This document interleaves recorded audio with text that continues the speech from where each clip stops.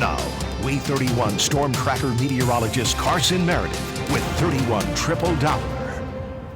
All right, Carson Meredith, we're all excited to celebrate the 4th of Oh, July, yeah. but it's not going to be the driest 4th of July. No, And it's not. Don't let the fireworks get saturated or something. Well, I'm optimistic that by fireworks time tomorrow night we'll dry things out. But if you got any cookouts tomorrow during the day, that might be a different story. In fact, we've got storms this morning. Let's go to 31 Triple Doppler. Nothing severe for the time being at all, but we got a light show along I-65, let's say from the Priceville, Hartselle exits all the way through Coleman County. Again, none of those storms are severe, but we could certainly see some gusts around 30, maybe 40 miles per hour, especially with that little thunderstorm closer to the Lakon exit along that Morgan-Coleman County line. This big cluster of storms is pushing east pretty slowly, actually, around 20, 25 miles per hour. That would put the storms in Simcoe and Coleman County in about 2 minutes, 6:49, eventually towards Bluntsville down in Blount County by 7:03, Joppa by 7:16, Arab close by around 7:26. Guntersville, you can see those storms around 7:54, and Albertville closer to that 8 o'clock hour this morning. Just take it slow if you're heading south. Most of us, though, are still dry on the SkyCab network. And boy, is it soupy out there. We got temperatures in the mid-70s. 74 is a popular number. Huntsville, Muscle Shoals, and Decatur all at that mark. A little bit cooler in Guntersville, where we've had some storms throughout the morning.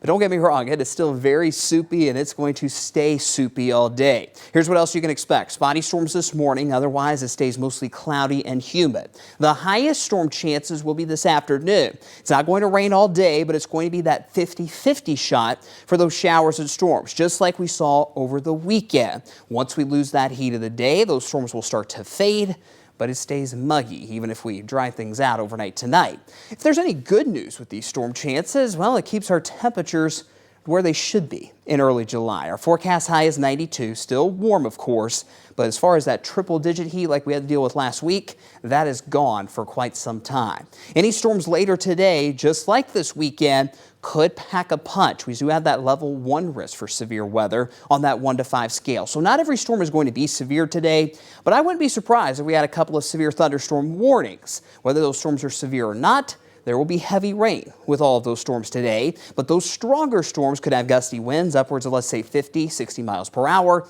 and maybe some larger hail. We saw a lot of hail reports with the storms last night.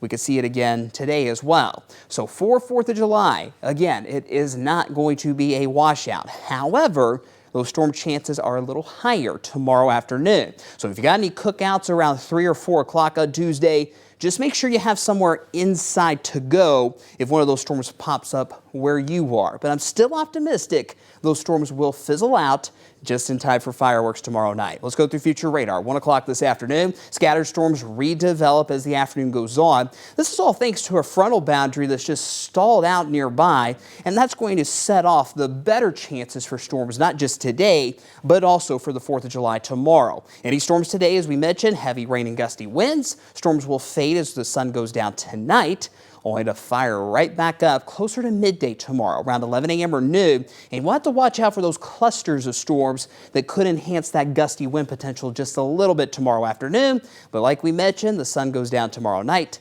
and we should clear things out just in time for all those fireworks on Tuesday night. But we'll keep a close eye on it. 10-day forecast keeps those high temperatures in the low 90s all week. We may dry things out a little bit as we get towards Friday and Saturday, but no day looks like a washout at this point.